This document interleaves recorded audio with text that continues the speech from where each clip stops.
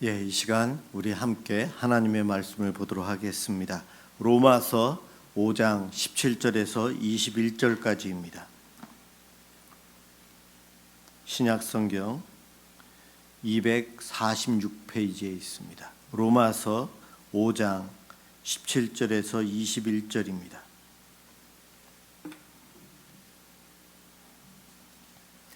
제가 봉독해 드리도록 하겠습니다.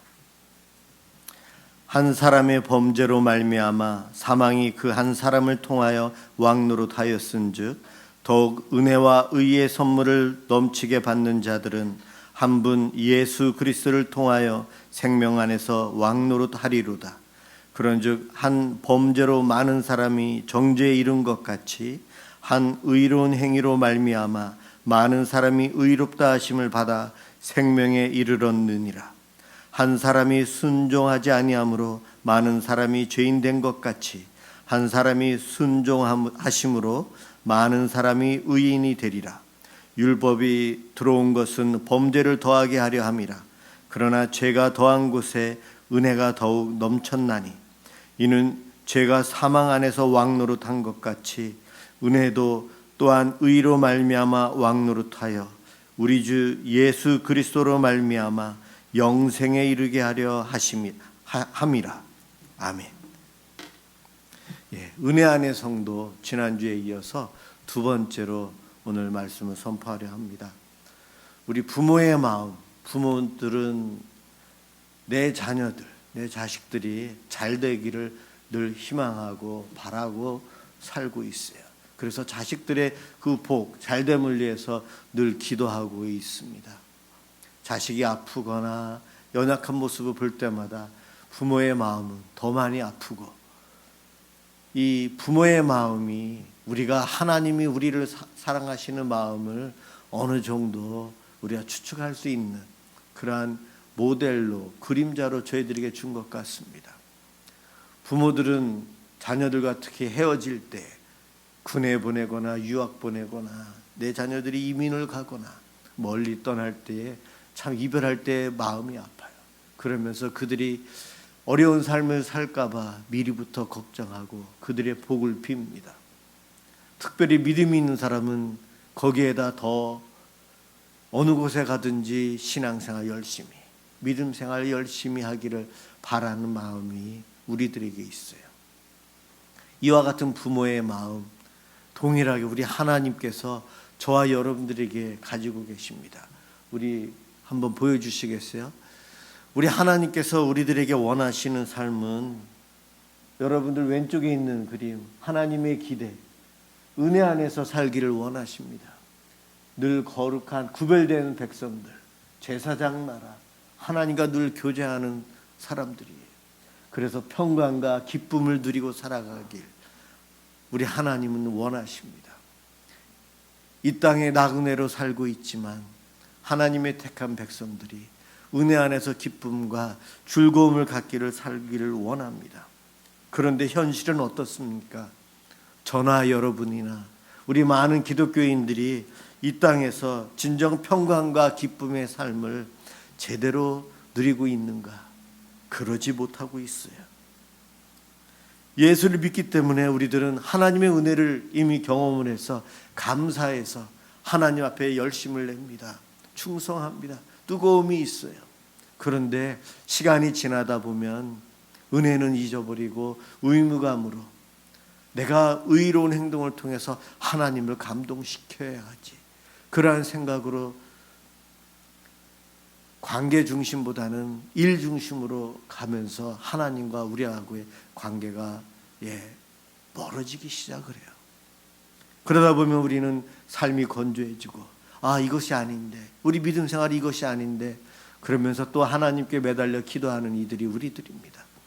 그러면 또 하나님의 은혜가 기억이 되고 그 은혜를 체험하면서 다시 뜨거워지고 열심을 내지만 얼마 못 가요. 또 식어집니다. 이 오른쪽 그림에 사사기 시대에 이스라엘 백성들이 살아가던 삶의 패턴입니다. 타락, 고난, 회개, 회복, 평화. 저 삶이 늘 돌아가고 있어요. 하나님의 은혜를 누리고 평화를 누리고 살아가지만 그 삶이 조금 지나면 타락하게 되고, 그 타락으로 인해서 하나님의 징벌로 고난이 옵니다. 고난을 당하며 이스라엘 백성들은 울면서 하나님께 회개하고, 또 하나님께서 사사를 보내서 구원해 주심으로 인해서 회복이 돼요. 그러면 또 평강을 누립니다. 전쟁 없는 평화를 누리지만, 그러면서 또 그들은 타락을 해서 이 사이클이 계속해서 반복되고 있어요. 지난주와 이번 주에 제가 이야기하는 이 오른쪽 그림에 있는 삶, 은혜를 잃어버린 삶, 잊고 살아가는 사람들, 육에 속한 사람들의 삶의 모습이 이와 같아요. 구원받지 못한 사람들은 이것 가지고 설명이 다 될 수는 없어요. 그러나 구원받은 사람, 주님의 은혜를 체험한 사람은 이 그림으로 설명이 돼요. 어떠한 분은 저 타락의 기간이 좀 더 길 수 있고요. 어떠한 분은 저 회복과 평화의 저 기간이 더 길 수 있어요. 우리의 믿음의 정도의 차이, 하나님의 은혜를 경험하며 늘 살아가는 사람들과 잊고 살아가는 사람들은 이 사이클에서 어느 한 부분이 서로 길고 짧고 하는 차이가 있을 뿐, 지금도 저도 그렇고 여러분들도 그렇고 이 비슷한 삶을 살아가고 있습니다. 이래서는 안 되지, 내가 믿음을 회복해야지, 열심히 기도하고 말씀을 붙잡고 하나님의 은혜를 경험하며 우리는 늘 새로운 동기부여를 받기를 원하고 있어요. 오늘도 제 설교를 통해서 그런 분들도 계실지 모르겠어요. 그러면 다시 열심을 내지만 우리는 죄인들이라 시간이 지나면 내 은혜의 삶이 멈추고 육의 삶으로 점점 바뀌어가는 것이 우리의 모습이에요. 참 안타깝습니다. 성경에 보면 우리의 몸, 육신, 육체라는 단어를 원어상으로는 소마라는 단어와 사륵스라는 두 단어가 있어요. 그런데 우리는 번역을 똑같이 몸, 육신, 육체 이렇게 번역을 해 놓았습니다. 근데 엄격하게 좀 분리하기는 분리해야 돼요. 소마라고 원어로 쓰여져 있는 육신이라는 의미는 이 살과 뼈도 있지만 내 마음, 나의 영혼, 인간을 구성하고 있는 인격체를 의미할 때에 소마라는 단어를 써요. 로마서 12장 1절에 우리 말씀 중에 너희 몸을 하나님이 기뻐하시는 거룩한 산 제물로 드리라 할 때 너희 몸, 여기서는 이 소마라는 단어로 쓰여져 있어요. 그런데 이 그림에서 육신에 속한 삶에서 저 육신은 소마가 아니고 사륵스라는 단어예요.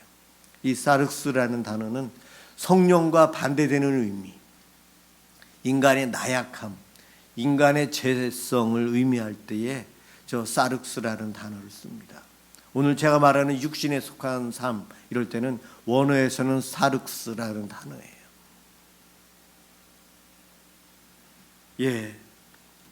믿음이 좋은 사람들, 신앙생활 오래 한 사람들이 늘 은혜 안에서 경험하며 살면 좋은데, 우리도 모르게 사륵스라는 단어, 육신을 쫓아 사는 삶이 자주 드러납니다.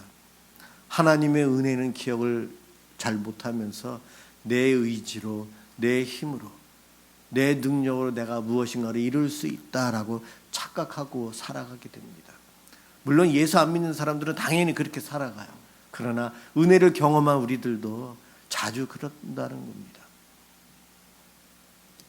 하나님의 은혜로 살아가는데 그 은혜를 늘 기억하며 감사하며 주님과 교제하며 살아야 되지만, 광야 생활 40년 하는 이스라엘 백성들, 출애굽한 그들, 늘 구름 기둥과 불 기둥을 매일 보지만 그 은혜를 잊어버리고 살아서 불뱀에 물리고 하나님께 불평불만을 하고 그렇게 살아가는데, 그 모습이 바로 우리들의 모습이라는 겁니다.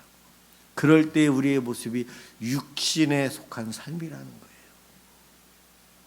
육신에 속한 삶, 이것이 오래돼서는 안 돼요. 그쪽으로 우리가 떨어질 때 있지만 회개하고 돌이켜야 된다는 거죠. 예수 믿는 사람들, 예수를 오래 믿는 사람들이 믿음으로 신앙생활 하다가 점점 바뀌어가면서 내 능력으로 내가 하나님을 만족시킬 수 있다라는 착각에 빠집니다. 대부분의 목회자들이 신앙생활 오래 하는 사람들이 빠지기 쉬운 함정이에요. 내가 열심히 교회 나오면, 내가 열심히 봉사하면, 내가 헌금을 열심히 드리면, 신앙생활을 열심히 하면 우리 하나님이 감동받으실 거야. 예, 그것도 필요해요. 좋아요. 그런데요, 그 열심이 하나님의 은혜가 없는 열심이 되는 것이 문제라는 거예요. 하나님의 은혜를 늘 입으로는 이야기하지만 마음에는 은혜가 없이 그냥 열심히 하는 내 열심이 참 많다는 거예요. 내 의지가 더 앞서 있다는 거죠. 내가 생각하는 신앙생활의 기준이 있어요. 그만큼 하면 하나님이 기뻐하실 거고, 자기 만족을 하면서 우리는 신앙생활을 하면서 내 기준보다 좀 떨어지는 사람을 판단하고 비판하고 상처를 주고, 또 누군가는 나에게 상처를 주고, 그렇게 신앙생활을 하는 모습이 우리 교회의 공동체의 모습이에요. 내가 열심히 신앙생활을 하는 거 참 좋아 보이는데 여러분, 거기에 아주 커다란 위험이 있어요. 함정이 있다는 거예요. 내 열심히 종교생활을 하는 것, 하나님의 은혜 없이 하는 것이 문제라는 거예요. 이스라엘 백성들이 금방 하나님의 은혜를 잊었을까요?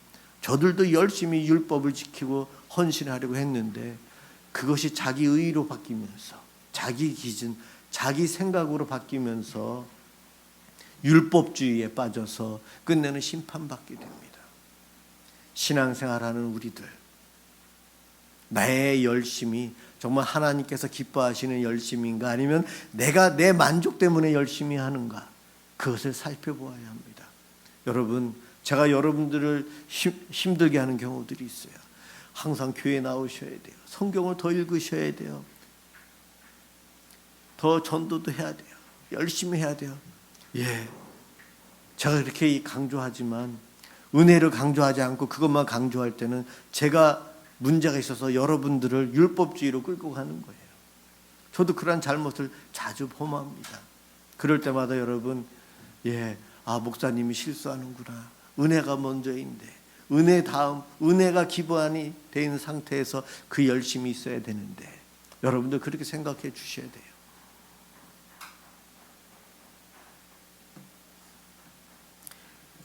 사도 바울 참 열심히였어요. 사도 바울, 그는 젊은 사람이었고 집안도 좋았고 학벌도 좋았고 젊은 나이에 출세했고 인정받는 능력자였는데, 그가 예수를 믿는 사람들을 오해해서, 예수님을 잘 몰라서 예수를 믿는 사람들을 붙잡아 가기 위해서 다메섹을 향해서 가다가 그 예수님을 만났죠. 그가 은혜를 체험했어요. 은혜라는 말이 뭐죠? 하나님께서 거저 주시는 선물이죠. 바울이 다메섹을 향해서 가는 그 길가에서 받은 하나님의 은혜가 무엇이죠? 하나님의 은혜? 바로 예수 그리스도를 받았어요. 예, 저와 여러분들이 하나님께 받은 은혜 중에 많은 것들이 있지만 그 중에 최고는 바로 하나님 자신을 우리가 받은 거예요. 하나님께서 자기 자신을 성육신해서 예수님으로 이 땅에 오셨고요. 또 예수님이 부활 승천하시면서 하나님의 영을, 성령을 우리에게 보내주셔서 함께 하십니다. 하나님, 예수님, 성령님은 삼위일체이세요. 그분을 우리에게 주신 거예요. 다메섹을 향해서 예수 믿는 사람들을 붙잡으려고 가다가 이 바울이 예수님을 선물을 받았어요. 예수님. 그래서 그가 한 고백이 있어요. 지금까지 내가 자랑하고 중요하고 귀하게 여기던 그 모든 것들은 다 배설물과 같다. 예, 내 몸이 질그릇이고 나무 그릇인데 내 속에 그동안 내 학벌, 내 능력, 내가 귀하게 여기는 것을 가득 찼다가 예수님이 내 이 그릇 안에 들어오는 순간 예수님과 비교해 보니까 그동안 귀하게 여기던 것들이 다 필요 없는 배설물과 같다. 그렇게 고백을 했어요. 여러분들은 어떻습니까? 주님의 은혜를 체험하는 순간 우리도 그와 같은 것을 체험하지 않습니까? 아직 그와 같은 체험이 없는 분들은 오늘 예배를 드리는 분들 중에 아직 구원의 확신이 없는 분들이 계실지 모르겠어요.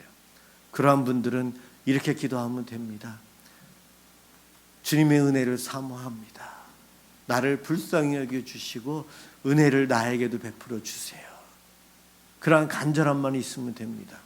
누가복음 11장 13절에 사모하고 달라고 기도하면은 좋은 것 성령님을 주시겠다고 우리 예수님이 약속하셨거든요. 은혜를 늘 사모하고 살면은 하나님이 은혜를 주시겠대요.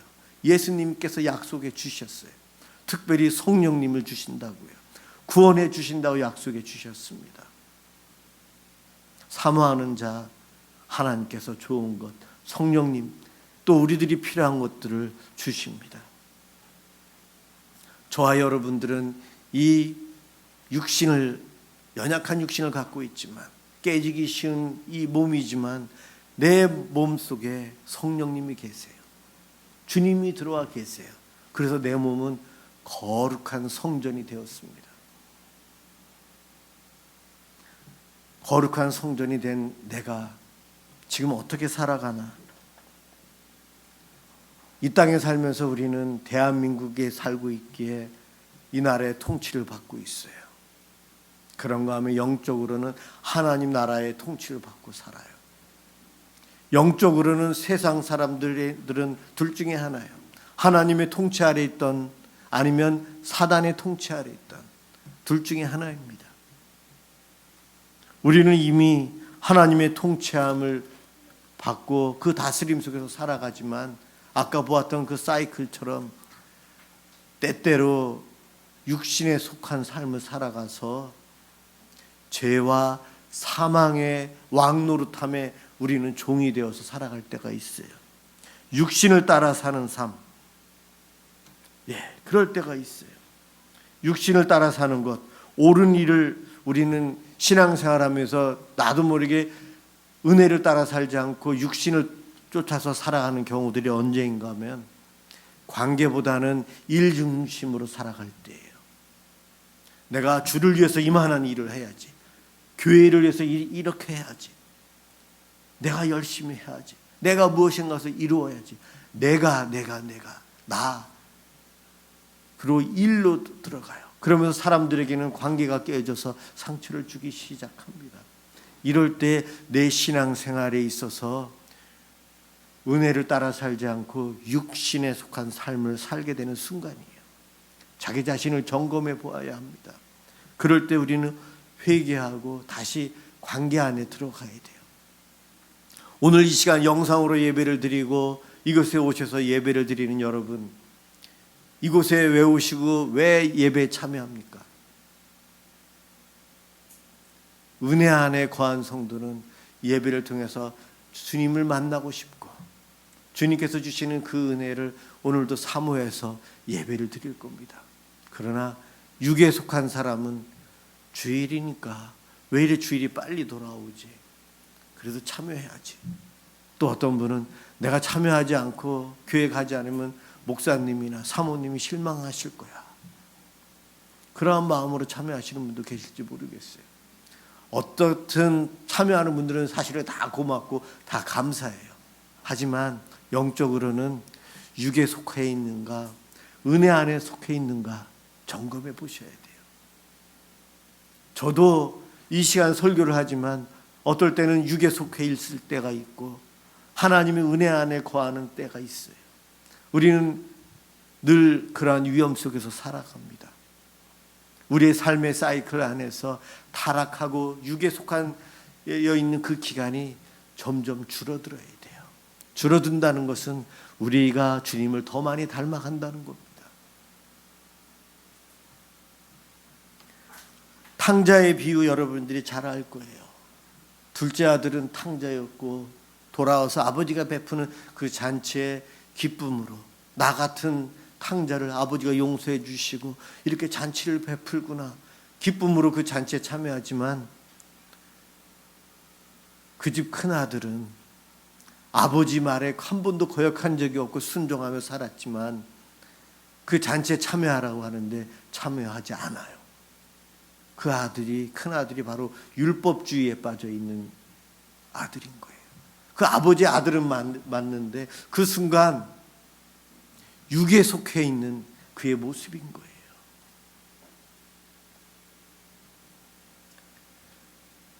여러분, 우리가 주님을 영접하는 순간 성령님을 내 속에 넣어주신 우리 하나님, 우리는 이미 육신을 초월해서 살 수 있는 능력을 하나님께서 주셨습니다. 그렇다고 우리가 죄가 없이 완벽한 삶을 살 수 있는 것은 아닙니다. 하지만 우리는 옛사람의 성품을 벗어버리고 새 사람으로 옷 입고 살아갈 수 있어요. 우리는 예수 그리스도와 함께 십자가에 이미 죽었고 다시 태어난 새 창조물이에요. 그래서 우리는 하나님의 자녀라는 그 정체성을 가지고 살아갑니다. 그러한 우리들, 하나님의 자녀이기에 하나님 은혜 안에 늘 삽니다 라는 고백을 하고 살아야 돼요. 내 속에 계신 성령님의 다스림을 받으며 살아갑니다라는 고백을 해야 돼요. 이 고백 안 하다 보면은요, 죄의 노예로 살아가요. 사망의 다스림 속에서 우리는 불안하며 마음 아파하며 살아가요. 로마서 6장 12절, 그러므로 너희는 죄가 너희 죽을 몸을 지배하지 못하게 하라. 죄가 우리 몸을 지배하지 못하게 하래요. 우리말에 호랑이 없는 굴에 누가 왕 노릇한다고요? 여우가 왕 노릇한다. 호랑이가 없는 굴에 여우가 왕 노릇한대요. 왕 노릇, 왕은 아니지만 왕처럼 지배한다는 거죠. 이 땅은 하나님이 왕이시지만 사단이 왕 노릇하고 있는데, 그러지 말고 은혜 받은 너희들은 은혜 받은 너희가 왕 노릇하고 은혜가 왕 노릇하도록 살아라. 그것이 오늘 본문 말씀이에요.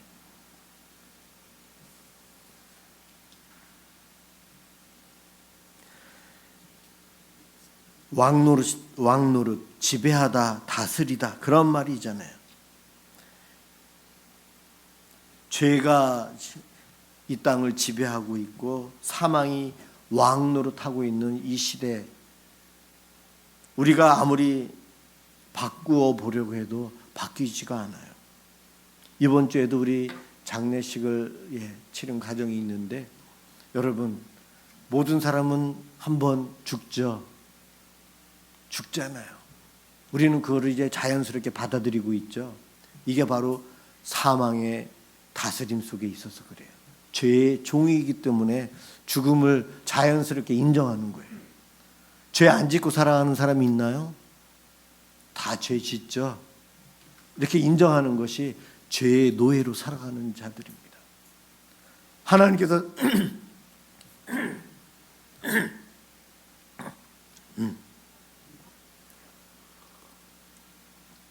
우리 하나님께서 창조하신 이 세상, 아담과 하와가 죄 짓기 전에 사망이라는 것이 없었어요.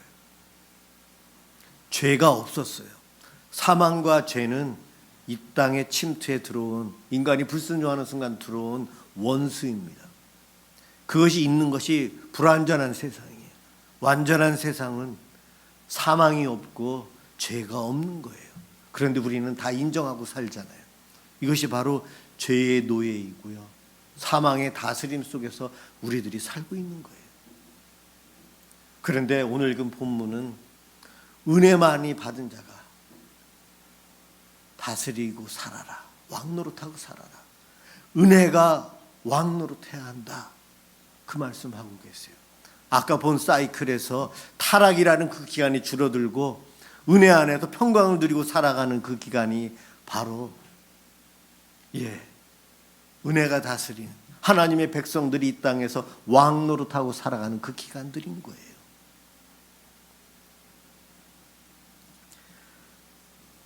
이 땅은 아직은 악한 세력이 지배하고 있어요. 그래서 우리가 아무리 노력해도 죽음을 막지 못하잖아요. 이것이 지금 이 땅이 악한 세력이 지배하고 있다는 거예요. 여기서 자유로울 수 있는 방법은 하나님의 택하심, 은혜밖에는 없어요. 죄와 죽음은 자연스러운 게 아니라는 것을 우리는 알고 있어야 합니다. 죄와 죽음을 정복할 수 없는 운명이다라고 우린 받아들이지 말아야 해야 합니다. 죄와 죽음은 침투에 들어온 것이고 본래적인 것이 아닙니다. 이 죄와 죽음보다 더 위에 있는 것, 더 강력한 존재가 있는데 그것이 바로 은혜라는 거예요. 죄와 죽음을 이기고 살아가는 우리들이, 은혜로 살아가는 우리들이 더 큰 능력이 있다는 것 여러분 아셔야 합니다. 죄의 지배를 넘어서 은혜의 지배, 영적인 눈을 뜨고 그것을 보아야 합니다. 죄의 다스림보다 은혜의 다스림이 있음을 아는 믿음이 저와 여러분들에게 필요해요.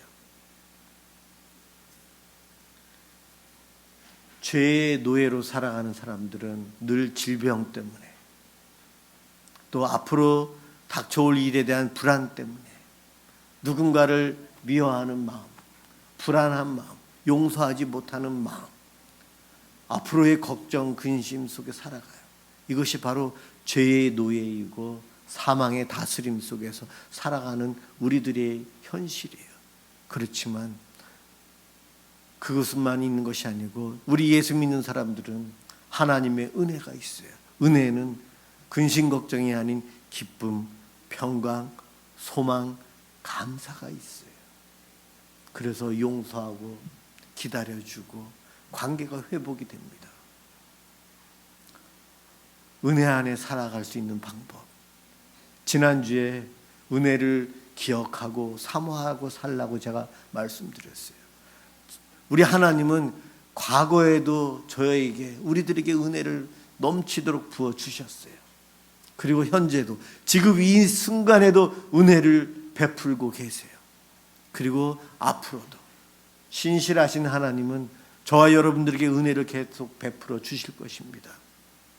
그 받을 은혜, 받은 은혜, 받고 있는 은혜를 기억하고 또 그 은혜를 사모하며 사시면 은혜 안에 거할 수 있어요. 그런가 하면 율법주의에 이제 빠지지 않도록 조심해야 돼요. 은혜를 체험한 우리들은 율법주의에 빠지지 않도록 깨어 있어야 합니다. 그러기 위해서는 기도 생활과 말씀 생활, 그를 통해서 하나님과의 관계를 내가 회복해야 되겠다, 그 생각을 가지셔야 돼요. 무엇인가를 일을 해야 되겠다가 아니고, 하나님께서 감동할 만한 일을 내가 해야 되겠다가 아니고, 기도와 말씀 생활을 통해서 우리 하나님, 우리 예수님, 우리 성령님과 좋은 관계를 맺어야지, 친밀한 관계를 맺어야지, 그 마음을 가지고 살아가십시오. 그렇게 살아가는 이들이 바로 항상 깨어서 살아가는 사람들이에요. 그런 이들이 주님의 재림을 기다리는 사람들이고, 지혜로운 삶이고, 옛사람을 벗어버리고 새 사람을 입은 사람들이에요.